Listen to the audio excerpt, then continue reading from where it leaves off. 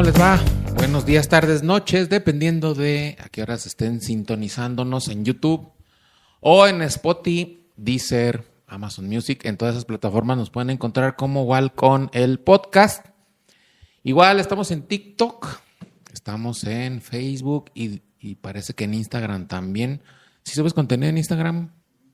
Bueno, en Instagram también, ¿no? Como producción de la Iglesia Masai tenemos atrás al buen Gadi, que hoy sí trae pilas. Otro episodio más de la serie de profesionistas.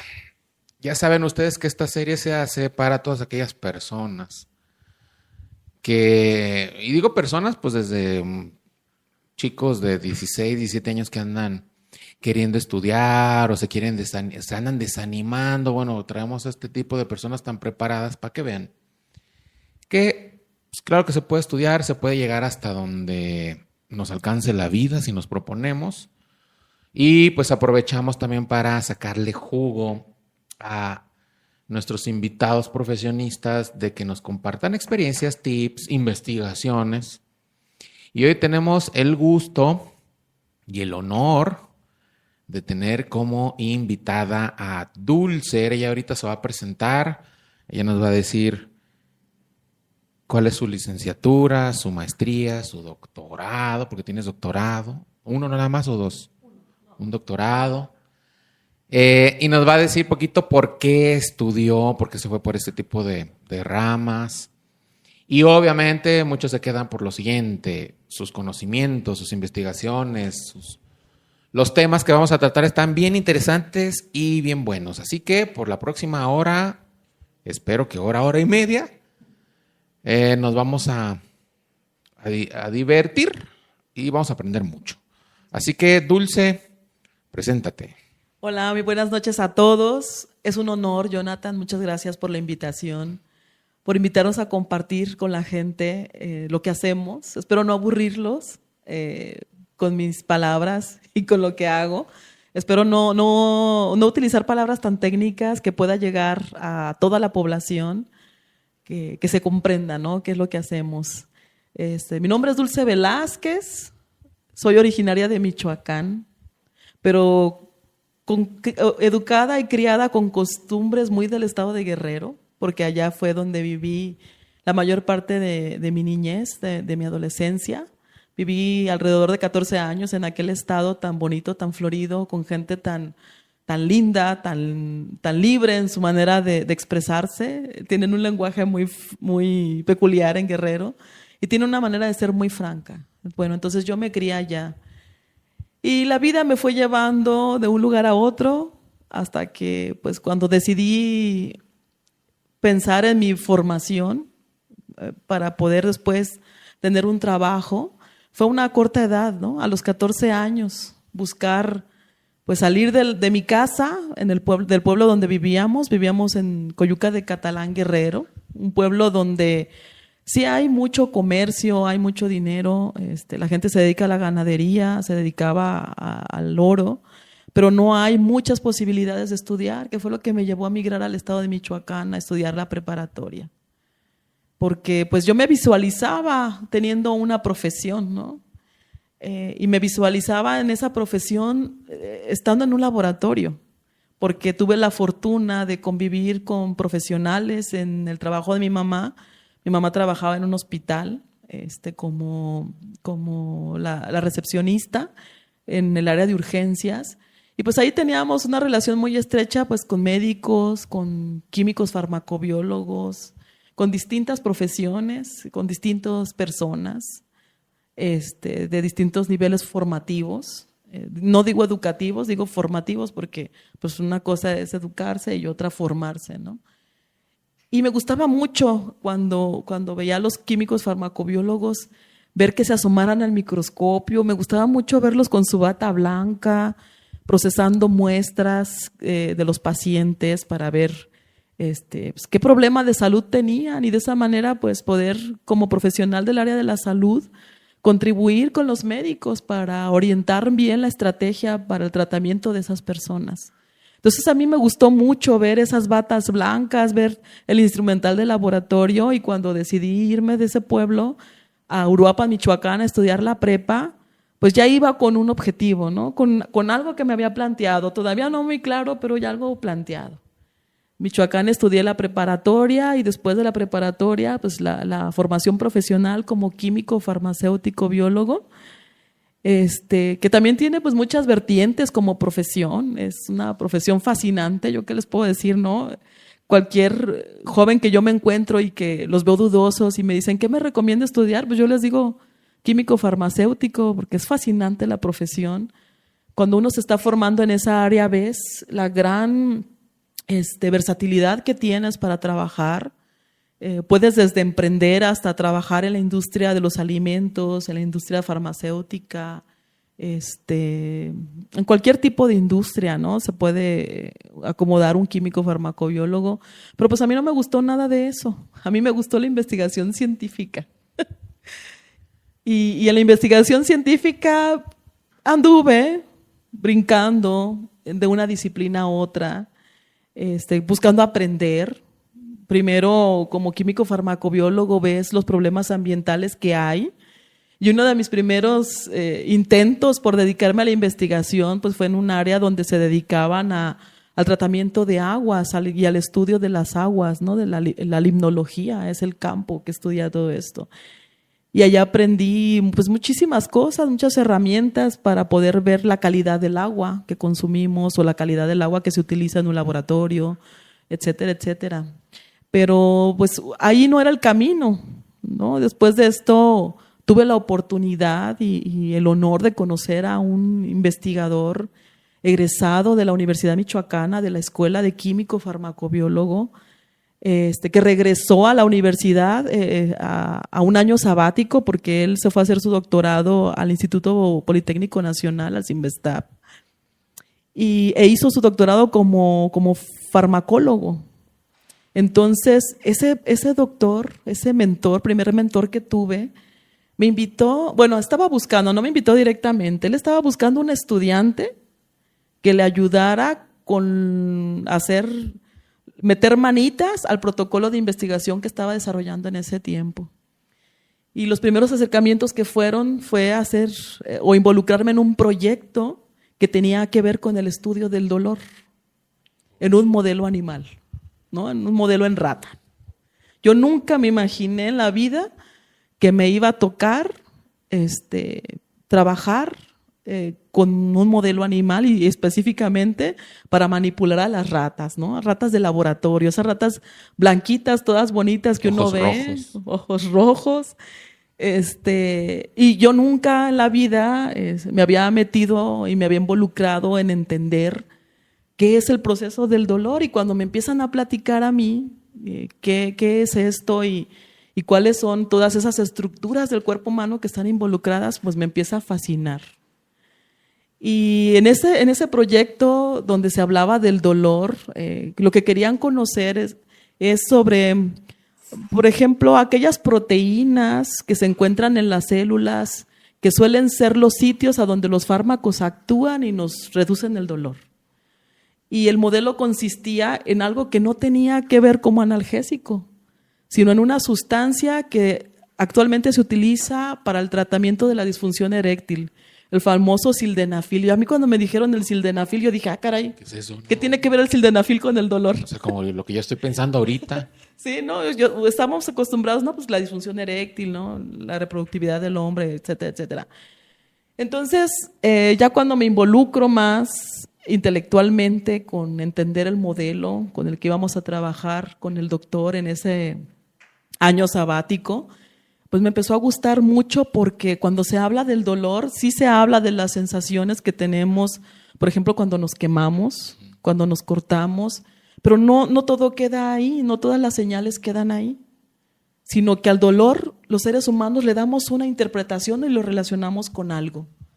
Y lo que nos permite relacionarlo con algo es un sistema fisiológico en nuestro cuerpo, que es el sistema nervioso.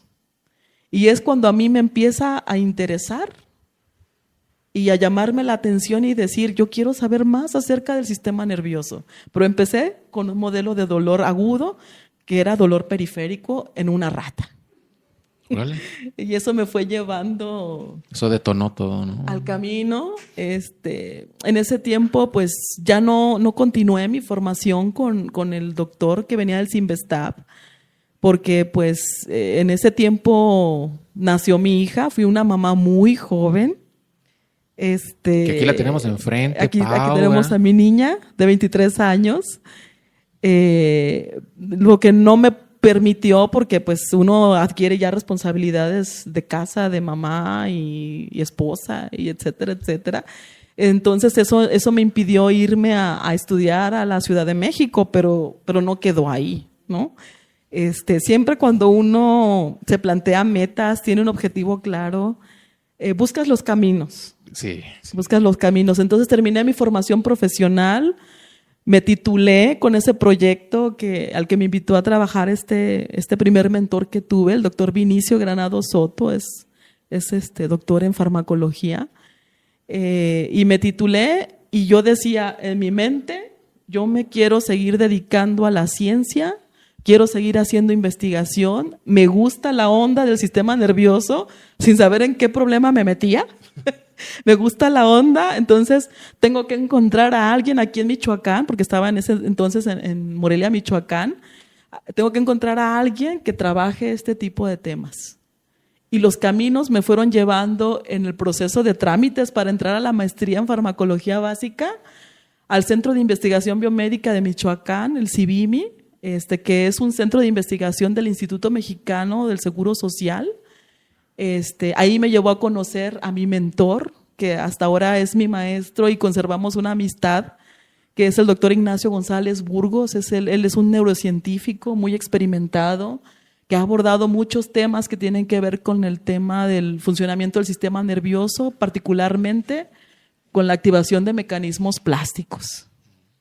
Entonces, pues allí inicia mi camino en este andar de la ciencia, que tuvo varios tropiezos. Digamos que como que ahí ya caminaste tú sola entonces, ¿no? A partir de ahí ya. Sí, inicié la maestría en farmacología básica, pues con las dificultades económicas, porque el programa no tenía un reconocimiento por el Consejo Nacional de Ciencia y Tecnología en aquel entonces, el CONACYT, que dan becas para que uno estudie sin problema.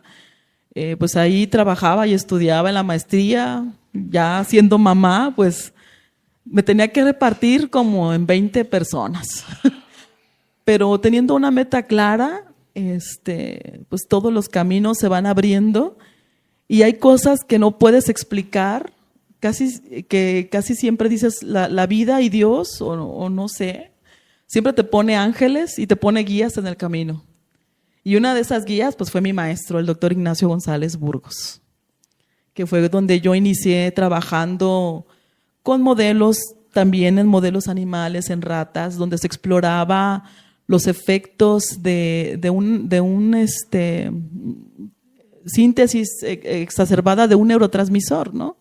Y cómo provocaba daño a estructuras del sistema nervioso y cómo eso repercutía en un modelo animal en procesos cognitivos como la formación de la memoria. Ahí nos fue llevando. Y al concluir la maestría, pues yo así como que, ¿qué quiero hacer? Pues hay que continuar con el doctorado. Para entrar al doctorado, pues tenía que plantearme de lleno una línea de investigación. Y con todo este trabajo que ya venía yo haciendo con el doctor Ignacio González Burgos, pues platicando ahí en el laboratorio, se planteó que pues íbamos a iniciar una línea que es la actividad de los esteroides en el sistema nervioso. Y ustedes se han de preguntar qué son los esteroides. Yo creo que los que en el gimnasio, yo creo que algunos sí saben, ¿no? Pero a ver, como usted, que es la chida en esto, ¿qué es un esteroide? Un esteroide, muy bien. Todas las células en nuestro cuerpo, aunque sean parte de tejidos distintos y de órganos distintos, tienen una manera de comunicarse entre ellas. Y la manera en la que se comunican es a través de mensajes químicos. Y para esto, pues requieren un mensajero químico. Dentro de esos mensajeros químicos son sustancias, son moléculas. Está el grupo de las hormonas. Los esteroides son hormonas, son moléculas que son producto o que derivan del colesterol que se sintetiza dentro de las células de nuestro cuerpo. Entonces, hay células especializadas en producir las hormonas para nuestro cuerpo. Esas hormonas son producidas por distintas glándulas. Particularmente si hablamos de las hormonas sexuales, las glándulas que las producen, por ejemplo, son las gónadas sexuales. En el varón son los testículos, en las mujeres son los ovarios. Okay. ¿Sí?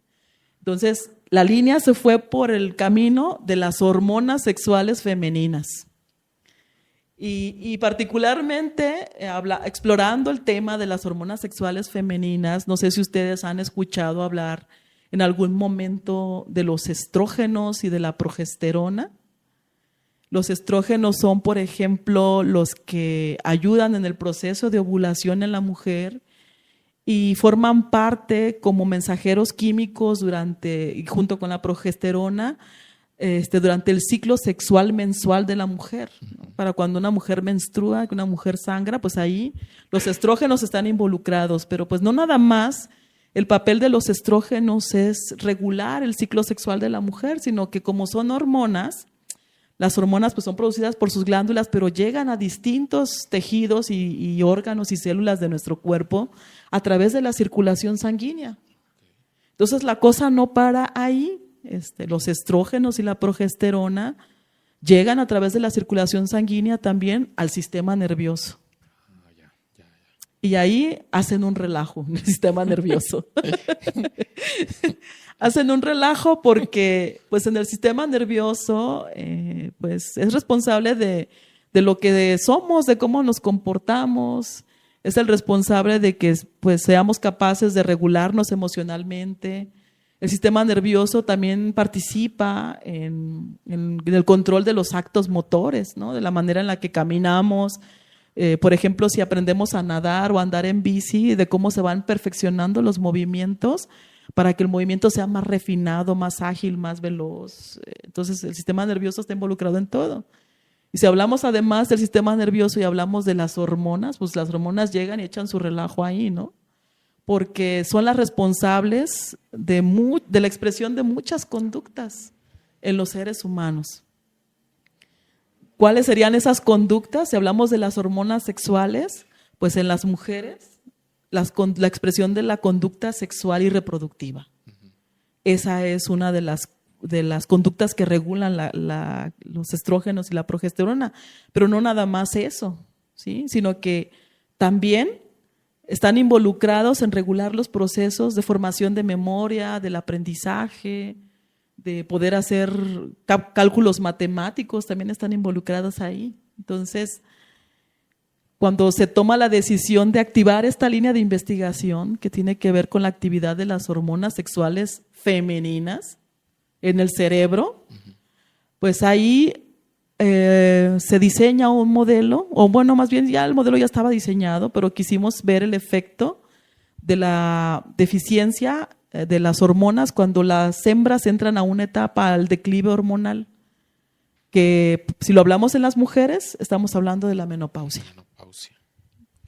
Y no sé si haya mujeres por ahí escuchándome y si haya mujeres que ya están en esta etapa de la menopausia o empiezan en la perimenopausia, pues podrán darse cuenta que pues hay varios efectos de la falta de los estrógenos en el cuerpo de la mujer. Uno de esos efectos en las mujeres, y que es mucho de lo que se habla, dice, no, es que de la noche a la mañana pierden la capacidad de regularse emocionalmente, ¿no? Y es porque los estrógenos actúan sobre esas estructuras del sistema nervioso que son importantes para la regulación emocional. Entonces, incluso cuando es una mujer en etapa reproductiva, que está su ciclo sexual, cuando la mujer está en la etapa de la ovulación, es una mujer más proclive a buscar interactuar con otras personas, incluso es más proclive a buscar la interacción con un hombre, porque la finalidad que tenemos como mamíferos y que es parte de lo que regulan las hormonas, pues es la preservación de la especie, la reproducción, ¿no? Entonces, a eso se refiere con la conducta sexual y reproductiva, a esa búsqueda, a ese acto motor si es una mujer, pues la búsqueda del acto sexual. Entonces, cuando llega la menopausia, pues eso ya pasa como que a segundo término, ¿no? Porque pues ya no está la cantidad de estrógenos que activan esas estructuras en el sistema nervioso para que esto ocurra. Otros de los efectos de la menopausia son los famosos calosfríos, ¿no? Que de repente la mujer tiene mucho calor y de repente mucho frío. Y es que los estrógenos no nada más tienen sus efectos en el sistema nervioso, sino también en el sistema circulatorio. ¿Y no hay edad específica para decir de a partir de esta edad ya bajan los estrógenos? Se manejan rangos, todo depende, pues ahora sí, del contexto de la mujer. Hay mujeres que inician una menopausia muy precoz. Cuando se habla de la menopausia precoz, pues es cuando es alrededor de los 45 años. Esa es una menopausia precoz. Hay mujeres que inician su menopausia en una etapa ya más tardía, que es arriba de los 50 años, que sería yo creo que lo más óptimo, ¿no? Okay. Pero para entender cómo es que se genera todo esto en la menopausia, pues es que una vez que inicia esta disfunción de los ovarios, de los folículos ováricos para producir estrógenos, pues esto genera toda una serie de ajustes fisiológicos que tiene que ver de cómo pues están comunicando todas nuestras células de nuestro cuerpo, ¿no? Y esos ajustes fisiológicos tienen que ver con esas señales celulares en las que participan los estrógenos.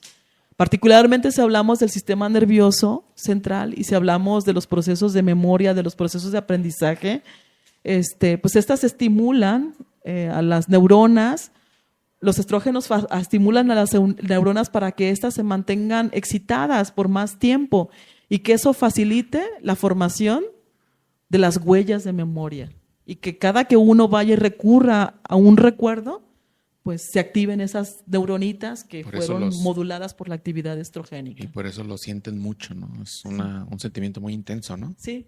Y de hecho hay reportes de que en las mujeres cuando entran a esta etapa de la menopausia, uno de los efectos que empiezan a notar son los problemas para memorizar y para mantener activa la memoria de corto plazo, que es la que nos faculta a los seres humanos para realizar una tarea, para mantener la información activa y realizar una tarea relacionada con esa información que necesitamos. Por ejemplo, si me enseñan no sé, a manejar una máquina para tejer, hay una serie de acciones que yo tengo que hacer para poder echar a andar la máquina y empezar a tejer, ¿no? Si voy a tejer una cobija, hay ciertos movimientos y ciertas cosas que tengo que hacer para tejer la cobija. Entonces, eso genera en el cerebro que se activen grupos específicos de neuronas.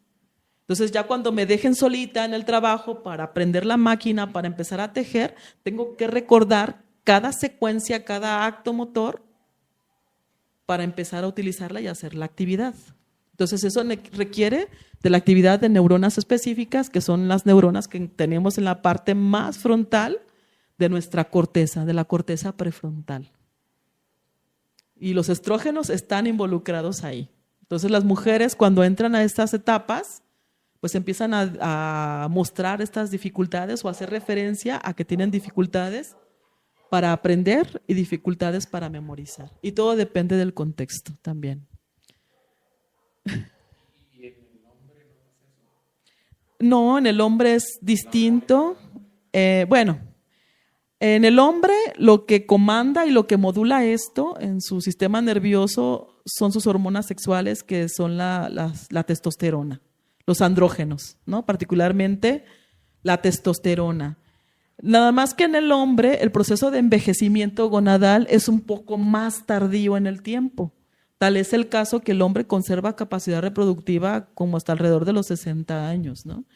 Ya empiezan en una etapa de declive hormonal y pues no hay muchos reportes acerca de estos problemas en los hombres, no, todavía no hay muchos estudios en los que se hable de estas dificultades o de estos efectos que tienen los hombres cuando hay deficiencia de testosterona ya en una etapa muy adulta, como adulto mayor. Pero en las mujeres esto sí suele ser más drástico porque empiezan etapas más tempranas de la vida y porque los ajustes en todas las células, órganos y estructuras del cuerpo pues conducen para que se tengan estas dificultades, ¿no? Algo que estaba ahí y de repente ya no está, pues no hay manera de que pues eches a andar la maquinaria de una manera perfecta para conservar todas las cosas que hacías antes de que esto ocurriera. Ajá. Órale. Bueno, Dulce, ahora, de tus investigaciones, ¿qué nos quieres platicar? Dinos alguna investigación que quieras compartirnos, que nos puedan ser útiles a mí y a la gente que nos está escuchando o viendo. Uh-huh. A ver, dinos alguna, o si quieres seguir por esa o meterte a otra. Bien, esas han sido una de las investigaciones, ver la actividad hormonal en el cerebro. Pero también algo que hice y que fue muy padre, eso ya fue hace muchos años, fue cuando se trabajó un modelo de TDAH. Van a decir, ay, ¿cómo reproducen un modelo de TDAH en una rata? Pues se hace lesionando vías de comunicación dopaminérgicas en el cerebro de la rata, con el objetivo pues de ver algunas de las, ahora sí, de las características que tiene el TDAH. Antes de trastorno por déficit de atención. Antes de que sigas, Dulce, ¿por qué las ratas? ¿Por qué no en un gato, en un perro? Es lo que se tiene más accesible. Por más accesible. Un modelo animal en roedor, pues resulta ser, bueno, no es barato trabajar modelos animales, pero sí es algo que es fácil de reproducir y no tan caro de sostener. Sí, cuando se hace ciencia, y es algo que nos ha dicho nuestro mentor, hacer ciencia y más ciencia básica es caro. Y cuando se habla de ciencia básica y se piensa en un científico, en un investigador, y más en las ciencias biológicas, químico-biológicas, y que también involucra el área de la salud, pues casi siempre se recurre al estudio con modelos animales. Y las ratas son una buena elección, los ratones también, los jerbos. Y es que se utilizan porque son pequeñas especies. Es fácil, bueno, no fácil, relativamente fácil mantenerlos. Aunque actualmente pues ya hay más restricciones por todas estas normativas en las que pues indican que se tiene que dejar de experimentar en animales. Entonces, ¿pero ellos qué proponen? ¿Experimentar ahora en qué o qué? Puedes hacer la escalada, no tienes que ser cerrado a trabajar modelos animales. Se pueden hacer los estudios, si quieres evaluar la actividad de moléculas en las células, se hacen los estudios a nivel molecular o a nivel celular. Okay. Pero nunca un modelo a nivel celular te va a poder reproducir o te va a poder permitir trasladar la información cuando se requiere integrar en un individuo más complejo como un sistema biológico. Un ser vivo. A un ser vivo. Okay, bueno. Por eso el modelo animal casi siempre es muy recurrido. Y en el campo de las neurociencias, pues ha sido un recurso, ahora sí, biológico, con el que se puede hacer esta traslación del conocimiento para hablar de qué es lo que estaba sucediendo en los seres humanos cuando se habla de estudiar las estructuras del sistema nervioso. Okay, bueno. Después de ese paréntesis, ahora sí, mientras le das un traguito al agua, ¿verdad? Es que el Gadi nos tiene aquí con un aire acondicionado de -4 grados. Pero bueno, regresamos ahora sí a tu investigación del TDAH. El trastorno por déficit de atención e hiperactividad, ¿no? Que ahorita pues se habla mucho de este problema del neurodesarrollo. Oye, Dulce, ¿y se habla mucho porque aumentó el caso o porque lo ponen de moda? Híjole, no sé. Bueno, te voy a hablar un poquito de lo que es el modelo. Dale. El modelo de trastorno por déficit de atención. Aquí se lesiona una vía y se habla mucho de las vías dopaminérgicas. Actualmente se le echa la culpa a la dopamina, ¿no? De que la estimulación de los chicos con el celular. Sí, está muy de moda eso es lo que estás diciendo. Provoca que libere dopamina, y la dopamina, como mensajero químico, como neurotransmisor, tiene sus efectos en muchas estructuras del sistema nervioso. Por ejemplo, regula los actos motores. La dopamina también tiene sus acciones en la corteza prefrontal. La corteza prefrontal en los seres humanos y bueno, en los mamíferos que tienen corteza prefrontal participa en la expresión de muchas conductas, de muchas funciones, como por ejemplo en los procesos de aprendizaje, en la capacidad que tenemos los individuos de poner atención y sostener la atención cuando algo se nos es atractivo. También la capacidad de inhibir impulsos, la capacidad de planear. La corteza cerebral es la prefrontal particularmente, es lo que nos da a los seres humanos la capacidad de planear, de tomar decisiones. Entonces, cuando falla la actividad de la dopamina sobre esas estructuras, pues es cuando es evidente pues, la desregulación, ¿no? En un chico con TDAH, en una chica con este trastorno, pues tiene ese problema de regular sus conductas. Una de las características en los seres humanos es que tienen la deficiencia para sostener la atención cuando están haciendo una actividad. Y toda esta es la culpa a la dopamina que no está haciendo su proceso regulador ahí. Entonces, en el modelo animal que trabajamos en el laboratorio fue lesionar esa vía con un fármaco en las primeras etapas postnatales de la rata. Y después, pues, los pusimos a hacer ahí una prueba conductual donde veíamos qué tanto exploraban en un campo abierto.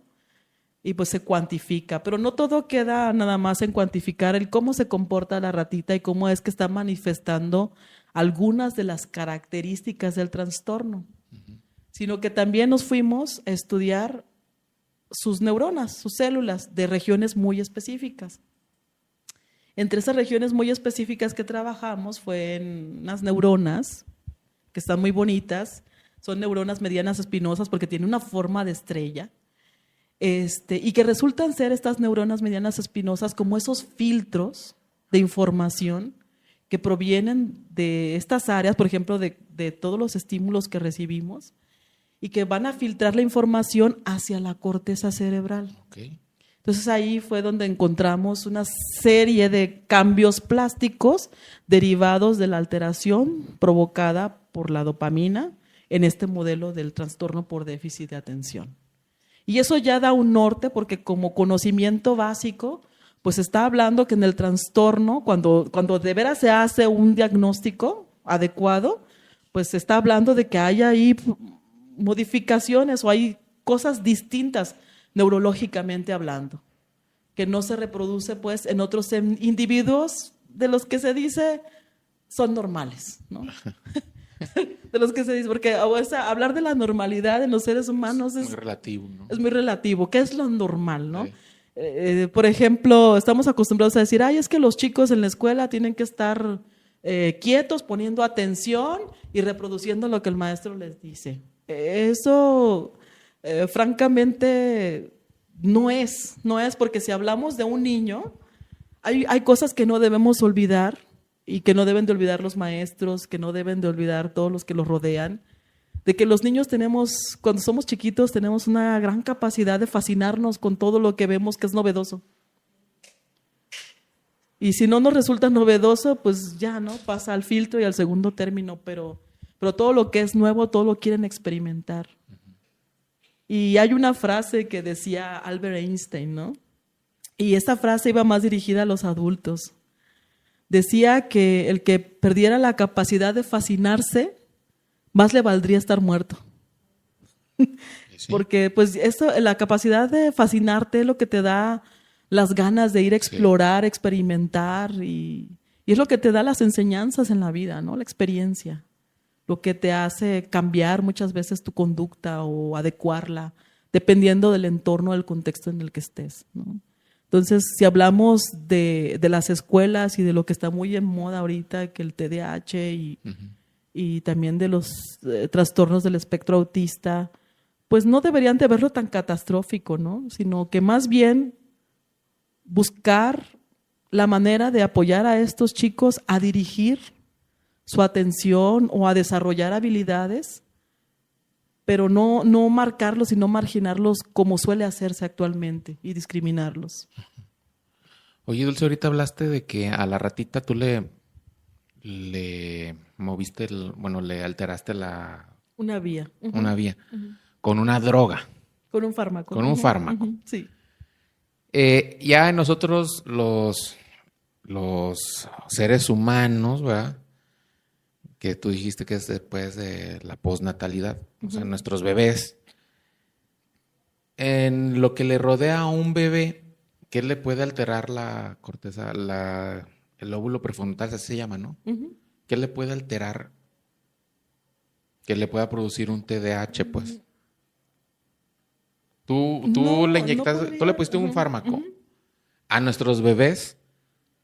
De lo que le rodea, ¿qué pudiera alterarles a ellos? Es que es muy distinto. Mira, el sistema nervioso, desde que estamos en el vientre de nuestra madre, es más desde que ocurrió la fecundación, ¿no? Pasan muchas cosas aquí en la fecundación, por la manera en la que se comunican las células de los gametos sexuales masculinos y femeninos, empieza a haber una comunicación química que lleva a la proliferación celular. Ajá. Y dentro de esa proliferación celular y la información que tenemos en los genes de nuestras células, particularmente el gameto sexual masculino es el que tiene el gen para que se determine si ese individuo va a ser una mujer o va a ser un hombre, un macho o una hembra, si hablamos de otras especies de mamíferos. Y desde ahí se marca cómo es que se va a configurar ese sistema nervioso, si va a ser un sistema nervioso de hembra o de macho. Pero después de que salimos del vientre de nuestra madre, pues estamos expuestos al entorno. Uh-huh. Y no quiere decir que previo a esto no haya una estimulación sensorial, porque cuando se está en el vientre de la madre, exacto, se sabe que los individuos en la vida intrauterina captan sonidos, pues ya reconocen ciertas cosas, la voz de la mamá, y empiezan a desarrollar estructuras que tienen que ver con la expresión del lenguaje cuando esas estructuras terminan de madurar. No terminan de madurar, cuando continúan su proceso de maduración en la niñez, ¿no? Y cuando se va adquiriendo el lenguaje. Si hablamos del TDAH, pues más que nada aquí a lo que refiere de todos estos cambios que podrían configurar ese sistema nervioso de una manera distinta, pero que deriva de la hiperestimulación por todo el entorno. Y es que esa hiperestimulación, sugieren los científicos, lleva a la liberación de dopamina. Hay unas células que tenemos en el sistema nervioso que producen esa dopamina. Entonces la liberan en demasía. Entonces tenemos a la dopamina hiperactivando esa comunicación dopaminérgica en distintas estructuras del sistema nervioso, y una de esas pues es la corteza cerebral, la corteza prefrontal, que es la que participa en esos procesos de regular para sostener la atención, para regular la impulsividad, para que los individuos seamos flexibles conductualmente. Cuando se habla de la flexibilidad conductual es cuando pues nosotros nos adecuamos a nuestro entorno, ¿sí? A las contingencias, la capacidad que tenemos. Y en los chicos con TDAH pues tienen estas dificultades de adaptarse al entorno. Si algo cambia, es una catástrofe en su entorno, por ejemplo. Y pues es lo que le han atribuido a toda esta pues, actividad dopaminérgica. Muy bien. Pero no es que un gen o algo venga atrás, no es que el papá es el responsable porque tomaba alcohol, no. No es algo que se va dando conforme al contexto del individuo, a toda esa estimulación a la que es sometido. Y actualmente tenemos a nuestros chicos, a nuestros niños súper estimulados, teniendo esas recompensas muy rápido. No están aprendiendo a esperar. Y en el TDAH es una de las características, las conductas impulsivas. El que si estoy en una fila, voy y me meto o busco, pero me tienen que atender a los 5 minutos. Y si hablamos de los adultos, pues también los adultos vamos por el camino. No quiere decir que a lo mejor estemos desarrollando un TDAH ya en la etapa adulta. Porque uno piensa como adulto, pues ya está maduro la corteza prefrontal, ¿no? No, pero si tú ves las dinámicas que vivimos actualmente, por ejemplo, tenemos el montón de estas apps del banco. Sí. Ya, o sea, ni imaginarlo ni pensar que vas al banco y vas a pedir un turno y vas a esperar 20 minutos a que te atienda el ejecutivo o que te atienda la cajera. Si por algo necesitaras hacerlo, porque no lo puedes atender por la app, pues vas y estás ahí, pero estás intolerante. El tiempo, atiéndeme. Ya llegan hasta de malas porque no los atienden. Porque todo se nos da fácil. Exacto. Y ahí pues tiene que ver por la actividad de las sustancias químicas en nuestro cerebro. En esa recompensa rápida, en ese hacer fácil las cosas, pues ocurre toda esta influencia de esas sustancias químicas sobre los grupos neuronales que fueron diseñados desde que estamos en el vientre de nuestra madre hasta que somos adultos para que aprendamos a esperar, a tolerar, a regular nuestra conducta, a poner atención, a aprender cosas y a memorizar las cosas. No, y esos morros de repente los tenemos ya en los salones de clase y a nosotros nos exigen cómo, o sea, Bien desregulados. bien desregulados, nos exigen a nosotros, profes, a su ritmo, a su proceso, o sea, que nosotros nos adaptemos a ellos. Y si lo ves en los adultos, pues somos maestros, estamos frente a grupo, nos damos cuenta de todas estas situaciones en nuestros jóvenes actualmente, ¿no? Que hay algunos que sí son muy diestros con los celulares y con la tecnología, y hay otros que no. Pero ese adiestramiento, pues lo adquirieron con el tiempo, lo adquirieron provocándose toda una serie de modificaciones en sus neuronas para reestructurar y volverte hábil digitalmente. Nuestros jóvenes de ahora ni pensarlo en que agarren un teléfono de esos que Dan vuelta. No, imagínate. No. Si se desesperan por ir al banco, no. imagínate dándole al 1, el Sí 9. es cierto. Oye, hasta sí. que regrese. Sí es ¿Te imaginas qué cierto. sería para ellos enfrentar, Sí es o a cierto. nosotros, con todo este avance tecnológico, regresar a eso, a lo que estábamos acostumbrados y esas transiciones que tuvimos que vivir? No sé si te tocó a ti o a tus padres, pero no había cajeros automáticos antes, ¿verdad? Entonces había que hacer fila para sacar dinero. Entonces imagínate a un chico con toda esa hiperestimulación y con todos esos ajustes que ya ocurrieron en su cerebro, imagínatelo regresando a ese entonces. Y eso ya golpea muy fuerte las interacciones sociales, ¿no? Que bueno, la gente, ustedes pueden ver muchos videos ahí en YouTube, investigaciones de todo lo que esto socialmente impacta, ¿no? En violencia, incluso en relaciones,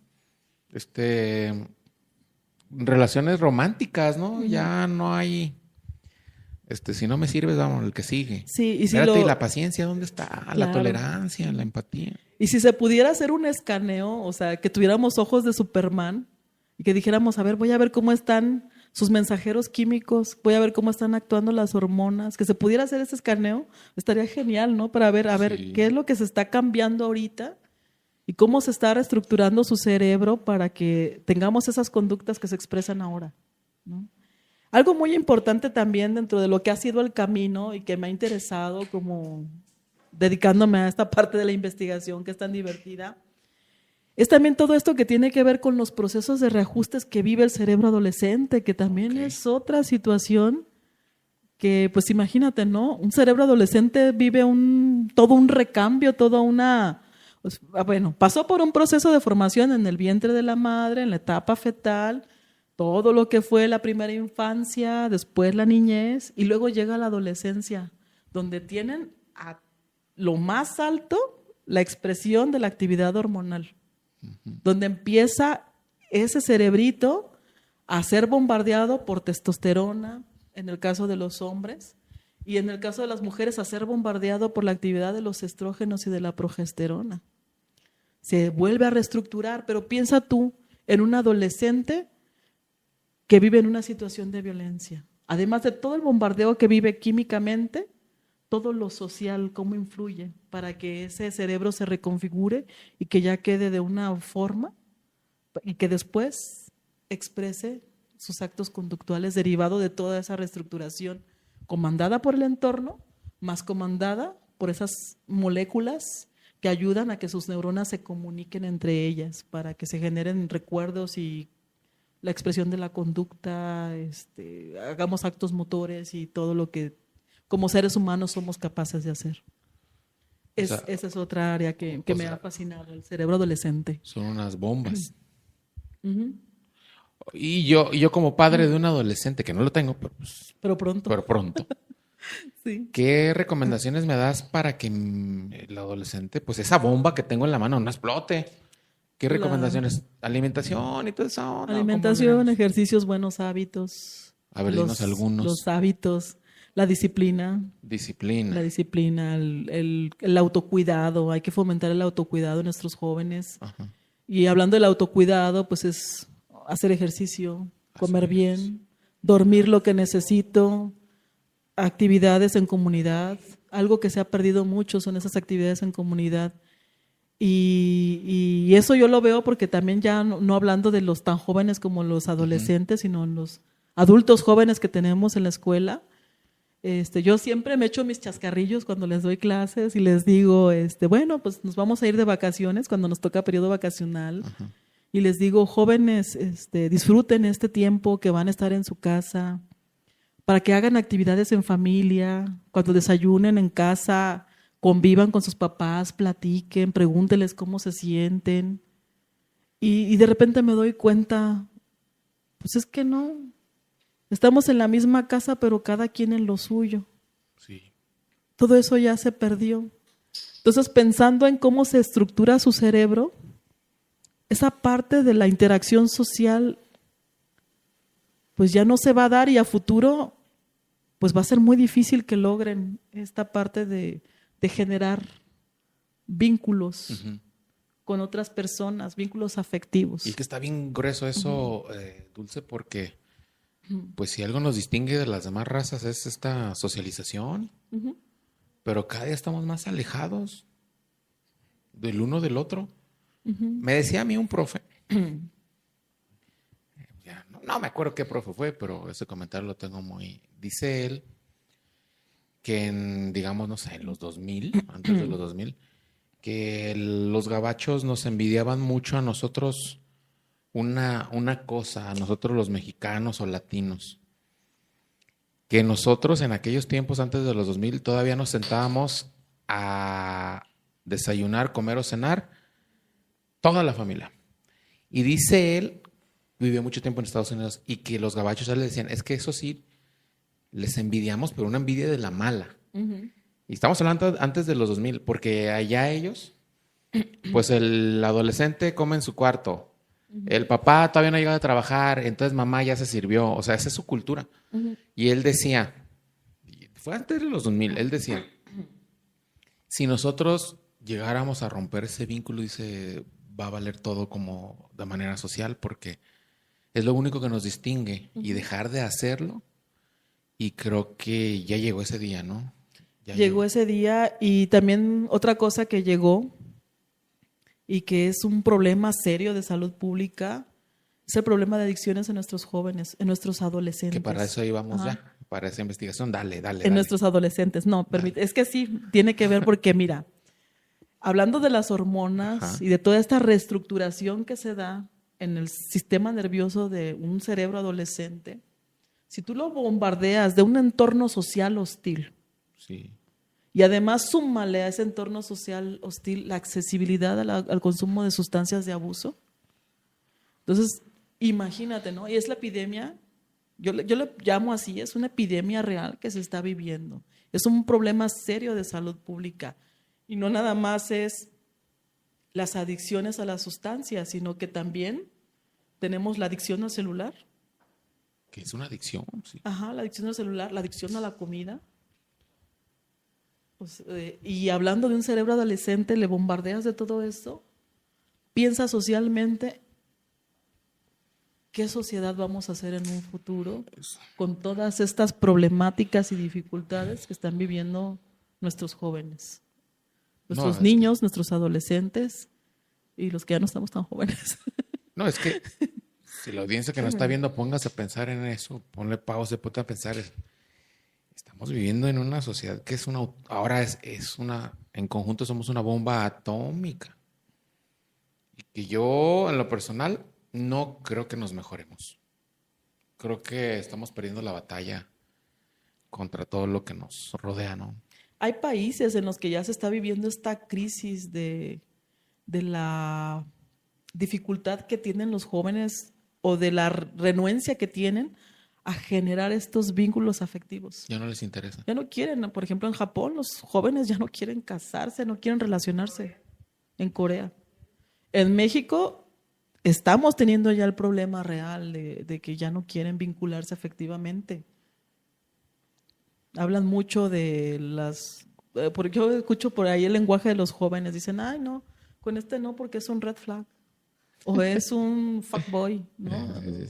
Sí, o sea, esas palabras... términos que traen los jóvenes. Ya dices tú, no, y qué miedo, qué miedo, puede ser un psicópata, dicen las mujeres. Y dicen los hombres, qué miedo, o sea, es una tóxica, es una loca.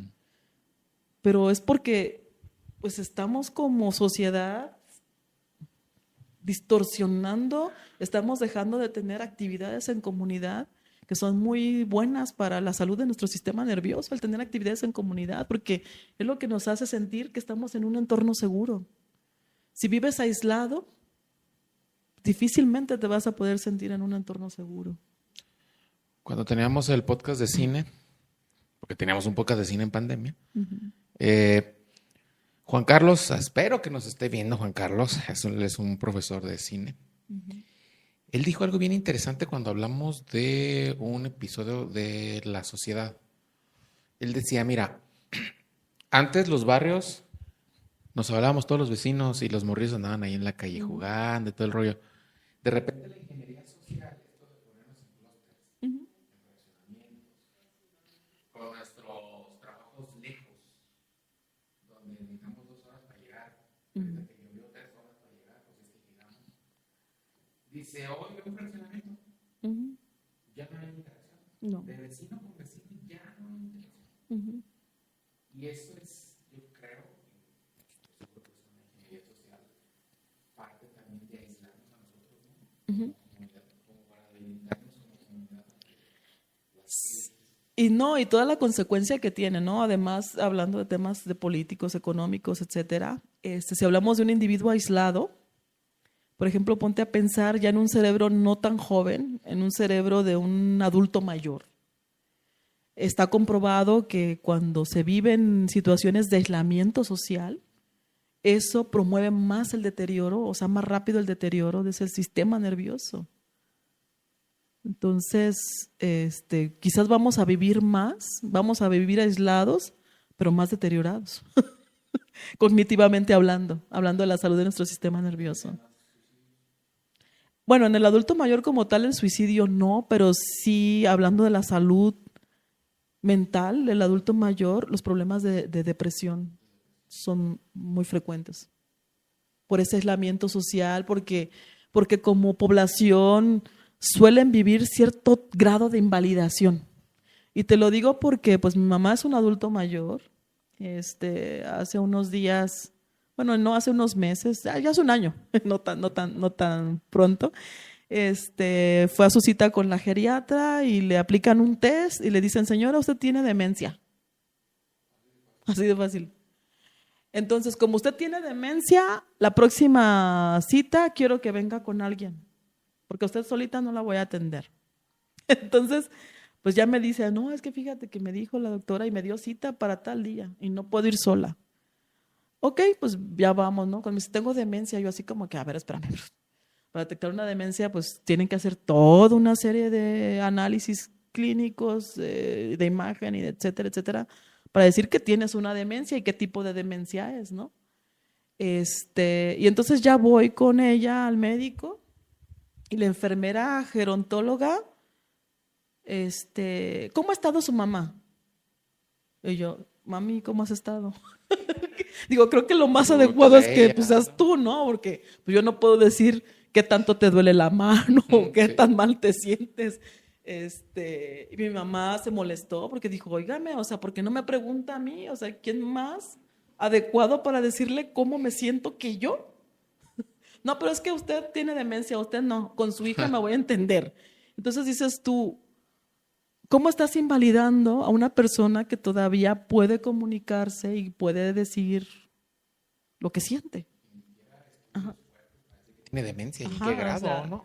no, y pues que sí, sí le hicieron una serie de estudios y por ahí pues vieron que derivado de eventos vasculares que tuvo, pues ya tenía lesión a algunas estructuras y que pues era derivado de algunos problemas cognitivos que tiene, pero no lo invalidas así porque el invalidarlo, el decirle que ya no tiene nada que opinar, pues es llevarlo cognitivamente a un deterioro, o sea, es como decir tú ya nada, o sea, ya te quedas ahí, en el cajón del olvido. Oye, Cuidado como tesoro, o sea, no te caigas, no te muevas, no hagas nada por ti mismo, o sea, está comprobado que un individuo que no hace cosas por sí mismo, pues se no atrofia, sobrevive, se se atrofia, atrofia. claro. Y Oye, es mucho de lo que sucede con los adultos mayores, los oye, aíslan, oye, Dulce, entonces los quiere invalidan. decir que si estas generaciones de adolescentes y jóvenes, digamos entre 12 años y 25, si no hacen nada, si siguen iguales con sus mismos hábitos o con los hábitos que ya la sociedad les impone, veremos más depresión, no Problemas más menos, serios más serios, en su más sistema nervioso. violencia. Está muy detonado. ¿Qué pudiera hacer? En sus manos está el generar políticas públicas, el Políticas generar públicas. programas para promover, ahora sí, esta parte que requiere la integración otra vez en sociedad, en comunidad. Digo, te lo pregunto porque ya te Mm. pregunté qué pudiéramos hacer nosotros Ujú. como papás y como adolescentes y jóvenes, pues para evitar eso, ¿no? Ya dijiste tú mucha socialización y híjole, pero está bien difícil. Simplemente, mira, o sea, viendo, pues tú lo dijiste, ¿no? Trabajamos y nos tenemos que desplazar alrededor de 1 hora y media para llegar al trabajo, 2 horas, tres. Sí, Este, entonces,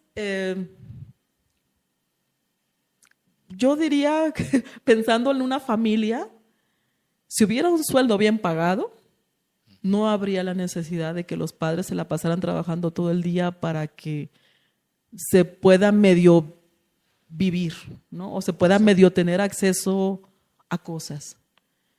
Si hubiera un buen salario, se podría volver a tener esas actividades de reintegración de la sociedad, del valor y de lo que representa la familia para la sociedad, ¿no? De que esos chicos no estén tan solos todo el tiempo y que estén bajo esa tutela y bajo ese cuidado que nadie mejor que nuestros padres, ¿no? En este caso nosotros como padres, pues siempre pensamos en el bienestar de nuestros hijos. Bueno, como te invitamos a investigadores, pues yo voy a decir que también soy investigador, Claro. claro. No, estoy investigando sobre el efecto que va a tener las 40 horas de laborales, que para el 2030 se supone que todas las empresas en México ya deben de dar 40 horas en la jornada mixta, no 48. Y estoy investigando ahí lo que pudiera suceder si un padre de familia solo trabaja 40 horas. A nivel mundial ya se está trabajando en 30 horas, 4 días a la semana nada más. Entonces, yo creo que eso sí pudiera abonar, pero sabe. A lo mejor sí, a lo mejor no. Bueno, Dulce. Ahora sí vamos, si quieres, a concluir, bueno, pero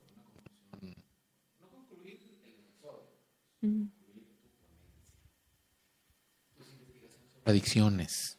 A ver, Como dinos. tal, no tengo una línea de investigación, Pero, sino nos interesó como grupo de investigación con el doctor David González Tapia.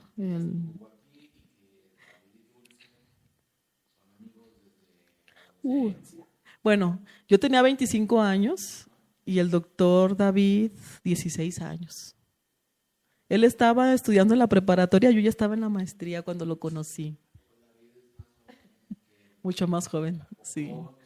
Puedo ser su hermana mayor. Sí, sí. Desde ahí nos conocimos porque su papá es mi mentor. Bueno, para mí sigue siendo mi maestro, porque no solo fue mi maestro en el proceso de formación de la maestría, el doctorado y las publicaciones y todo esto.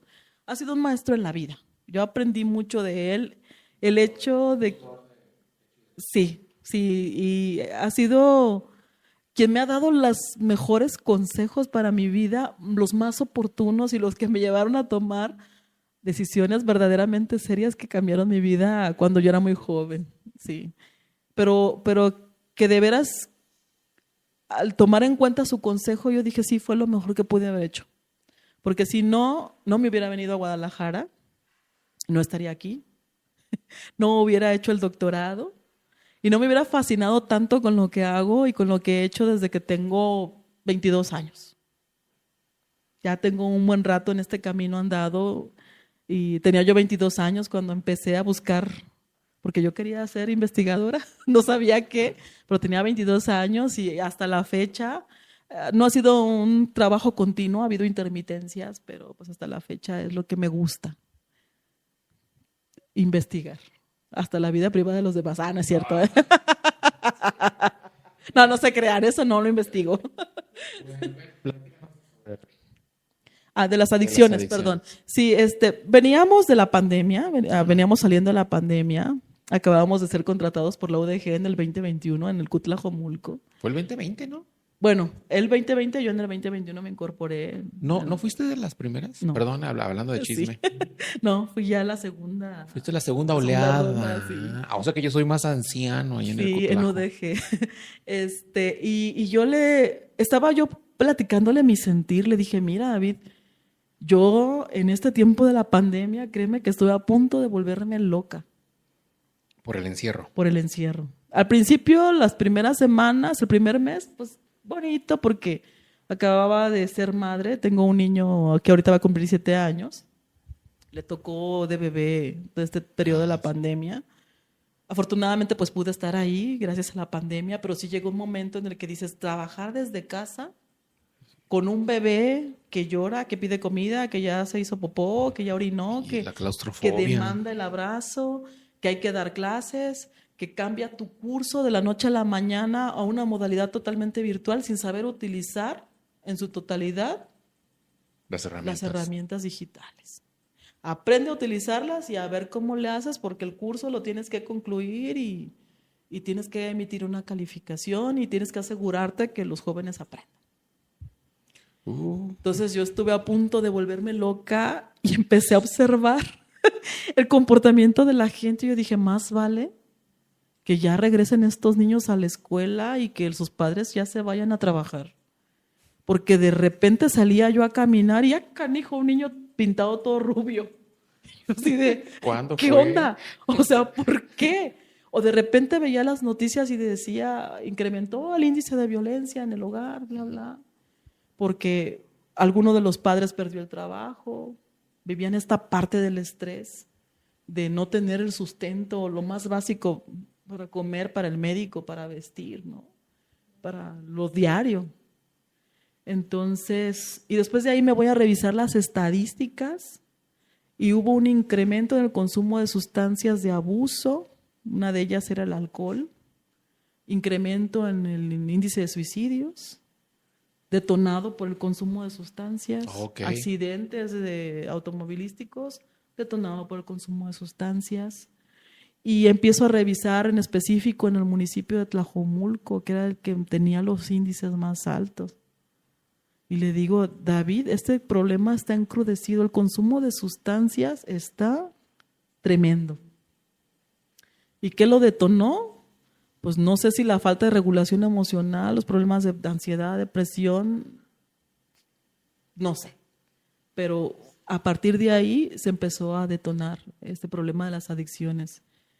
Dice, pues bueno, vamos a planear que haya un texto que hable sobre el tema de las adicciones y que se aborde. Ahí empezamos a platicar y fue en el festejo de su cumpleaños con un pastel ahí. Fue en mayo, 21 de mayo, llevamos un pastelito y que el pastel, que bla, bla, bla, y a ver el tema de las adicciones, ¿no? Plantear esta problemática de salud pública global. Está serio el problema, que no nada más va en el deterioro de la salud cognitiva de las personas que lo padecen, sino que también pues de todo su entorno, también va en detrimento del desarrollo económico de las sociedades, de las naciones. Y pues detrás de las adicciones sabemos que hay otro problema muy serio, pues que es el problema del narcotráfico, del crimen organizado, Pero bueno, lo que nos importa a nosotros es el tema de la salud, ¿no? Uh-huh. Y todo lo que haya en torno a esto. Y fue lo que nos llevó a plantear esto. Y de la mano, el explorar en nuestra comunidad estudiantil el uso de herramientas de regulación emocional. El doctor David González Tapia practica mindfulness y él tiene relación con un amigo nuestro también que es psicólogo y que es muy mindfulness, es psicólogo y da terapia utilizando estas herramientas de mindfulness con terapia cognitiva conductual. Y se hizo un estudio con nuestros estudiantes universitarios y tristemente, o más bien preocupante, es que nuestra población se encontró que tienen problemas serios de ansiedad y depresión a niveles muy altos, nuestros jóvenes.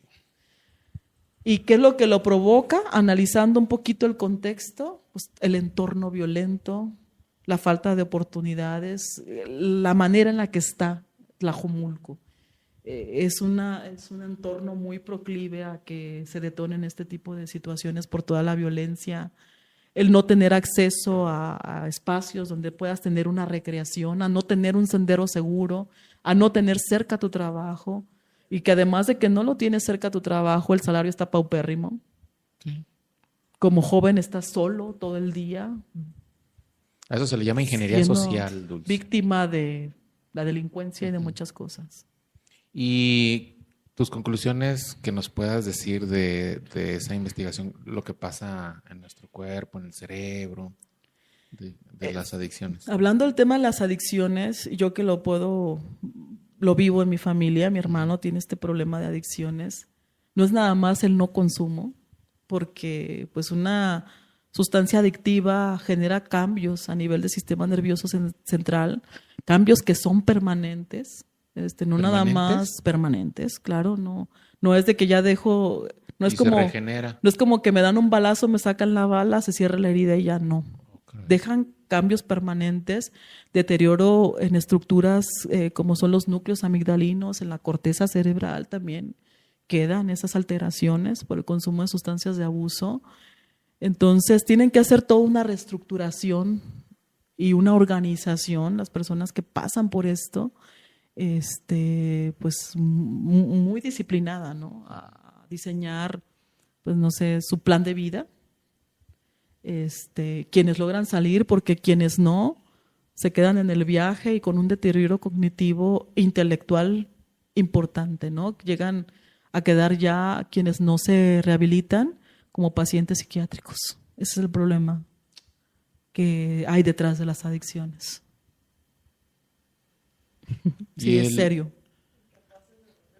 Sí, o sea, ya con un problema intelectual, con una incapacidad, ya discapacidad podría determinarse como una discapacidad, porque alguien que tiene ya un problema a nivel psiquiátrico, pues pierde esa capacidad de poder hacerse cargo de sí mismo, de trabajar y de generarte una economía y lo que necesites para un sustento. Y si tienes familia, imagínate, ¿no?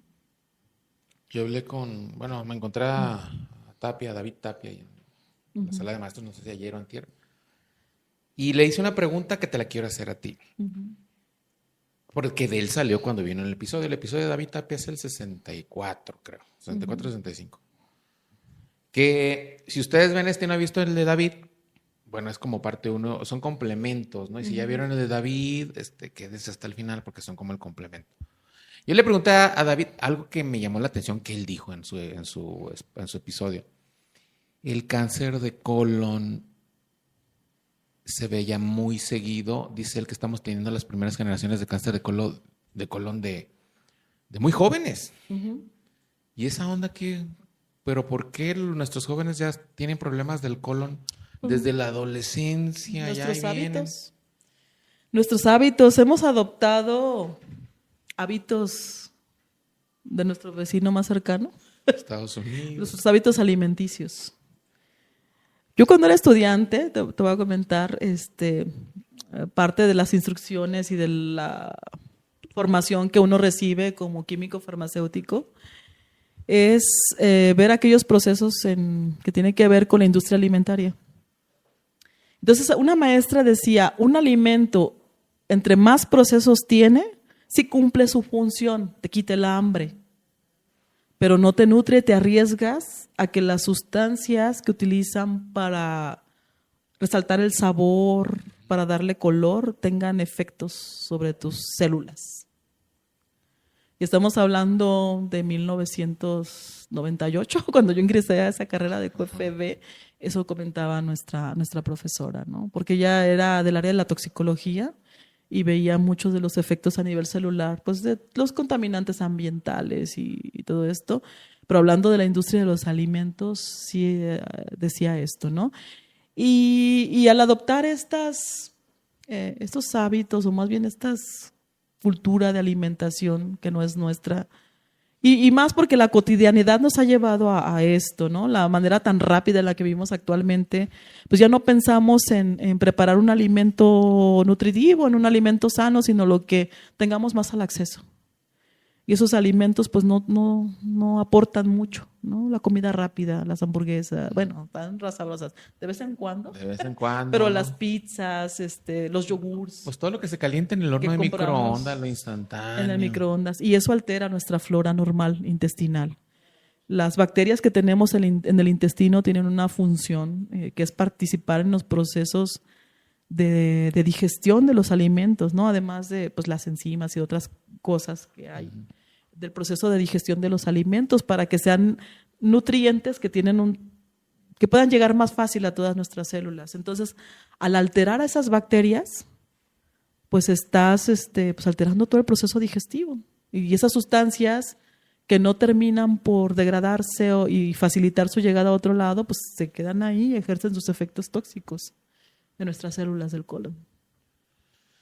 No, David Tapia se enciende cuando dice, no, es que las mamás, ¿cómo es posible que atasquen a los niños con cereal, con frutzi? O sea, un cóctel de azúcar hasta para llevar, ¿no? Somos adictos al azúcar en estas... A ver, Gadi, ¿cuántas personas llevamos que hablan de que la adicción al azúcar? Y trajimos una nutrióloga también. Tú, David, la nutrióloga. Sí. El azúcar es una adicción. La comida con sabor sabroso, las palomitas de microondas, por esos resaltadores del sabor, estimulan estructuras del sistema nervioso que tienen que ver con la regulación del apetito y la saciedad.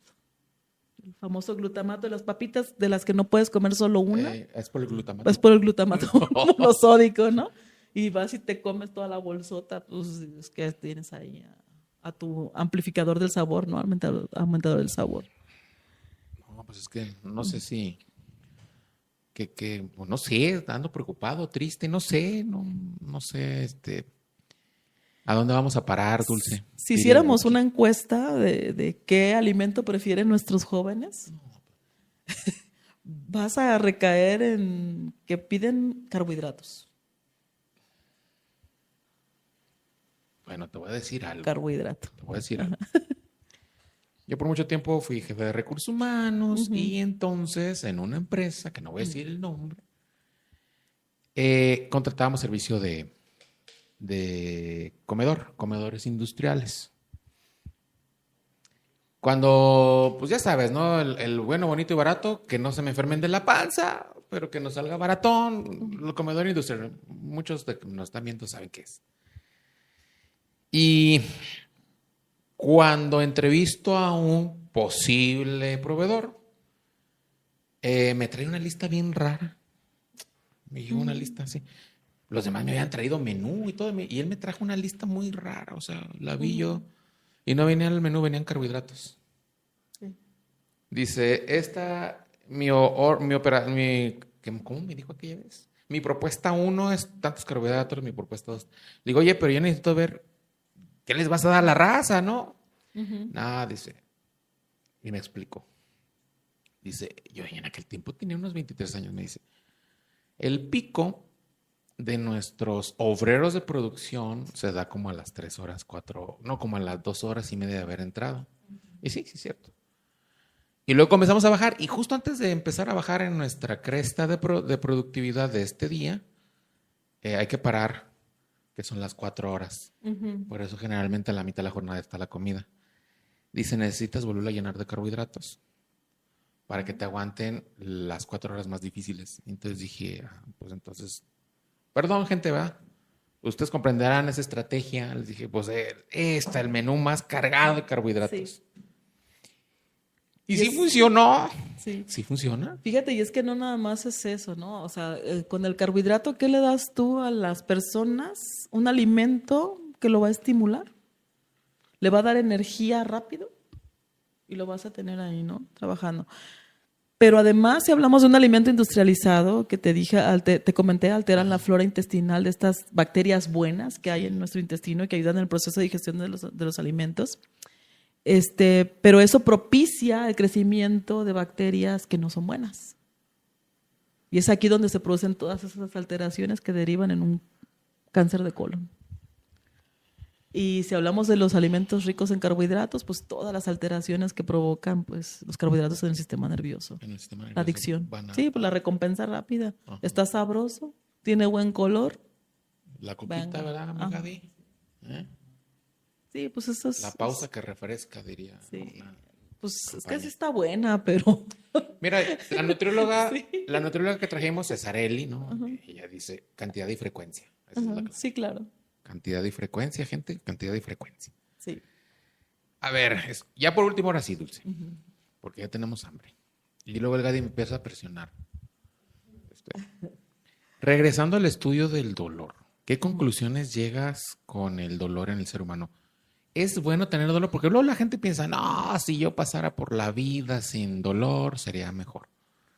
Bueno, es que dependiendo, el dolor es un mecanismo fisiológico, es normal. Porque el sentir dolor cuando tenemos una lesión, porque nos cortamos, nos quemamos, nos rasgamos, nos raspamos o lo que sea, eso activa las células del sistema inmunológico porque el dolor avisa que hay algo mal. ¿Sí? Donde duele, hay que actuar. Solo que hay ocasiones en las que ocurren lesiones a estructuras de nuestro sistema nervioso, a nuestras terminales nerviosas, en las cuales o se pierde la capacidad de sentir los estímulos sensoriales, de sentir el dolor como ocurre en una persona con diabetes, se dañan sus terminales y no sienten dónde les duele, van y se cortan y no se dan cuenta hasta que va a aquella herida cicatrizar. ya está mal. O bien, la lesión ocurre y algo que no es doloroso se percibe como tal, cuando se habla del dolor neuropático. O de un dolor crónico, como ocurre en las personas que tienen una inflamación crónica, como por ejemplo en la artritis. Entonces, hay estudios en los que pues han manifestado, han mostrado que las personas que viven con dolor, hablando del dolor crónico, del dolor neuropático, pues también hay cierta serie de alteraciones en las estructuras corticales, las estructuras del sistema nervioso que ayudan a migrar la información dolorosa a estructuras corticales para que se forme no una memoria del dolor, sino darle ese significado al estímulo doloroso. Porque afortunadamente no hay una memoria del dolor, sino imagínate, ¿no? Pero sí el significado de lo que te provocó dolor. Por eso aprendemos. Cuando uno es chiquito que va y se pincha con una aguja, ¡ay! Duele. Entonces, le diste significado al estar en contacto con un objetivo punzocortante y ya sabes que no te vuelves a arrimar, porque eso duele, eso lastima. Entonces, imagínate a alguien que vive con un dolor permanente. Eso también tiene repercusiones en la manera en la que se regula emocionalmente. Las personas que viven dolor crónico son personas muy reactivas. Hay problemas también ahí, les genera un problema también de regulación emocional porque están ante un estímulo todo el tiempo constante. Entonces, eso es lo que se puede decir ante el dolor. En aquel entonces lo que se trabajó en el modelo fue un modelo de dolor agudo, es algo que sucede, te pasa y ya no. Lo que se quería explorar era la actividad de una serie de proteínas que estuvieran involucradas o que fueran los sitios donde hubiera fármacos analgésicos que llegaran y actuaran ahí. Estaban diseñando fármacos nuevos o por ahí formas farmacéuticas, estaban haciéndoles modificaciones para que fueran analgésicos más potentes en aquel entonces. Estamos hablando del 2001, cuando se estaba trabajando ese proyecto. Entonces, según entendí, el dolor es bueno. El dolor es bueno porque te avisa que algo anda mal. Entonces, ¿por qué la raza no quiere Es que hay de dolores a sentir dolor? dolores. Está el dolor emocional. Ya sé cómo lo quitas. Ya sé cómo lo quitas, ¿no? Sí, El dolor espiritual. sí. Sí, eso ya tiene que ver más acá con la manera en la que trabajas tus emociones y con las que afrontas la vida. Ayer o antier que platicamos ahí en la sala de maestros, Ujú, te hice una pregunta. Te la voy a volver a hacer hoy. ujú. Tú que eres química farmacobióloga y estás muy metido en esta onda de la naturaleza, ¿sí estás convencida o sí crees plenamente que el cuerpo humano que es tan perfecto? Porque contigo, o sea, ya viniste a decirnos más cosas de cómo el cuerpo es una máquina perfecta. ¿Sí crees que fuimos casualidad de los cosmos, de que explotó el Big Bang y años y miles de evolución? ¿O crees tú que sí hay alguien que nos creó, o sea, un artista? Porque el cuerpo humano es, Perfecto. pero perfecto así, pero increíble. O sea, mientras más le busca uno, Sí. ahorita que tú viniste, o sea, lo que yo tenía comprendido del cuerpo humano, pues ahora es más, me sorprendo más, pues. Ujú. ¿Sí crees que somos casualidad de algo o alguien nos tuvo que haber creado? Hay muchas teorías acerca del origen de la vida y una de esas teorías es la de Oparin, que decía que había un caldo donde hubo varias condiciones que propiciaron la interacción de átomos de carbono para ir dando complejidad a la formación de entidades más complejas, ¿no? Más compuestas. Y hablaba de los primeros moléculas, ¿no? De estas pues hablan de los hidrocarburos, pero pues tuvieron que pasar miles y millones de años, yo supongo, para hablar pues del primer ser vivo, del primer individuo complejo, ¿no? Porque pues aquí hay que hablar de que pues existen primero las bacterias, pero pues las bacterias, si vemos a las bacterias celularmente, pues sus células son más sencillas que las células que forman el cuerpo humano o que forman a un mamífero, un insecto o una planta, ¿no? Son más complejas en cuanto a funcionamiento y a organización.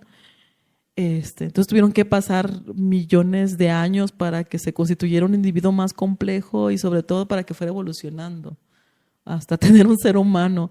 Desconozco muchas de esas teorías. Eh, yo lo que es que es algo a lo que yo creo que no se puede dar explicación.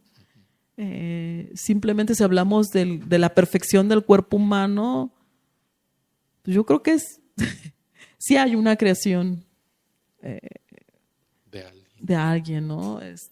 Que hablar de tanta perfección como, o sea, Demasiadas ¿qué casualidades, fue todo ¿no? esto que tuvo que pasar para tener una entidad tan compleja?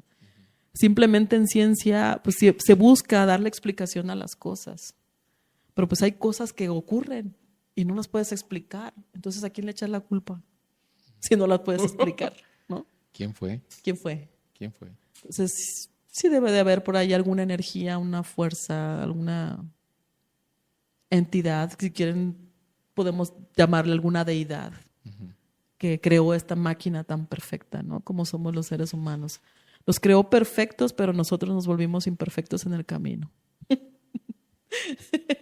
Muy, Eso es lo que somos, ¿no? muy del escritor, ¿cómo se llama? ¿Cómo se llama este Sí. escritor? Schopenhauer, ¿no? Muy Te imperfectos en aventaste el camino. una idea de Schopenhauer medio. Pero bueno. Dulce, ¿algo más que quieras comentarnos de alguna investigación, de algún tema que quieras decirnos? Pues más que nada como individuo, yo he sido una persona que a lo largo de la vida pues me he planteado objetivos. Y he vivido muchos tropiezos para cumplir con esos objetivos. Yo lo que le quiero mandar es a los jóvenes es el siguiente mensaje. Hay muchos que tiran la toalla cuando algo se les empieza a complicar, ¿no? Yo los invito a que no abandonen lo que ustedes quieren hacer, lo que quieren ser. Siempre complicaciones las vamos a tener todos y todo el tiempo va a haber cosas que te digan, no, por ahí no es. Pero si tú estás convencido como individuo, como ser humano, y eso de lo que estás convencido te hace sentir bien, hazlo. Hazlo, no busques que lo que hagas le agrade a los demás. Con que te agrade a ti mismo, sin dañar a otros, es suficiente. Muy bien, qué bárbara. Te vamos a invitar aquí a... Es que neta los jóvenes sí necesitan ese tipo de palabras, ¿no? Sí. De repente, mira, yo a veces tomo mi papel de profe muy en serio, ¿no? Y tiene uno que ser a veces duro y todo, pero uno sí se pone en el contexto de ellos, de que lo que tú dijiste hace rato, la sociedad que los bombardea, el contexto no era el de nosotros. Uh-huh. Creo que ellos sí tienen un reto más fuerte que nosotros. Uh-huh. Y creo que nosotros, las generaciones anteriores, no los tomamos como tan en serio. Uh-huh. Porque le decimos, pero en mis tiempos yo sí la armaba y tú no, sí, pero en mis tiempos era un contexto más fácil que lo de ellos. Uh-huh. Porque, a ver, si yo hubiera sido adolescente con los celulares o con yo no sé qué hubiera hecho yo. Yo ahorita sí los puedo criticar y decir, no, pues no sean tan adictos, pero no sé si a mis 14 años se me hubiera aparecido el celular y yo hubiera sido un sobreviviente, decirles, miren muchachos, yo a los 12 años yo no usaba celular, por eso no lo tienen que usar. Pues pero no sé. a nosotros nos empezaron a atrapar con los videojuegos, con el Atari, el Fíjate, Nintendo. Pues sí, uno bien vicioso en las maquinitas, imagínate Sí, con las un celular en la maquinitas. mano. Imagínate. Yo lo que espero es que busquen ser auténticos. Pues sí. Hay que ser auténticos, hay que divertirnos en la vida. Hay que vivir como queramos vivir, ¿no? Algo lo que yo le decía a mi hija cuando estaba más chiquita, hija, cuando vayas a tomar decisiones, toma aquellas de lo que tú quieras para tu vida. Entonces, cuando tú le dejas a un joven la responsabilidad de tomar las decisiones de lo que quiera para su vida, va a tomar buenas decisiones, porque no creo que nadie quiera una vida fea. Claro. Uh-huh. Digo, son masoquistas, pero no tanto, ¿no? Sí. ¿Cuántos años tienes de experiencia de maestra? De maestra empecé a los 25 años, dando clases, no, a los 26. Di clases en posgrado, me aventaron al ruedo muy, muy rápido, pero es que yo me puse ahí, en la Universidad de Michoacán hubo una convocatoria para dar clases en la carrera de odontología. Y ya llevo mis papeles, ya para ese entonces yo ya tenía publicaciones derivados del proyecto de dolor. Y dijeron, no, pues ella, porque ya tiene publicaciones y porque está estudiando la maestría y es el mejor currículo. Yo dije, guau, gracias, ¿no? Entonces, cuando ya llego a que me den las materias que iba a dar, me dicen, pues, ¿qué crees? Vas a dar clases en la especialidad en endodoncia, porque ahí les vas a hablar del control del dolor y de los antibióticos. Yo dije, pues, sin problema. Pues la maestría era en farmacología y pues eso lo veíamos pues sí, de cajón. Sí entra. Y pues, órale, hay que compartir, ¿no? Y a ver cómo puedo yo ver también la necesidad que tiene un odontólogo especialista en endodoncia. Y también les vas a dar clases a los ortodoncistas, ahí les vas a hablar de la bioquímica y de la fisiología bucal, pero de los huesos planos de la cara, de la boca. Y yo así de, madre mía, ni idea. Entonces dije, Dulce, pues ya tienes la responsabilidad, no puedes decir no sé.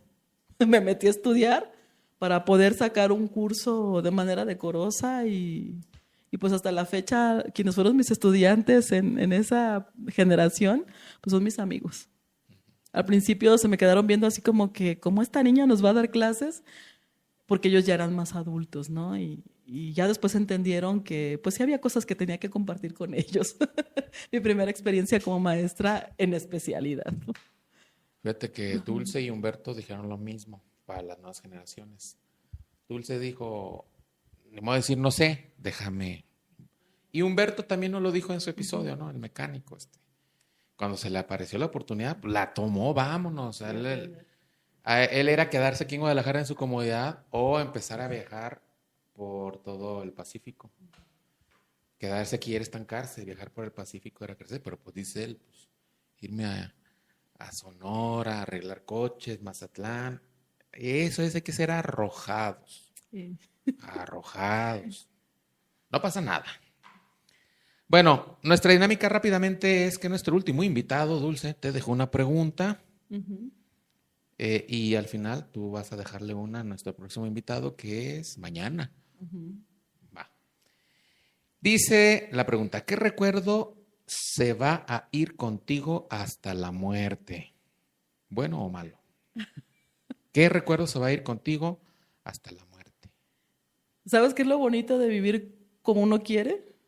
Que cuando ya se encuentra uno en esta etapa, te vas a reír.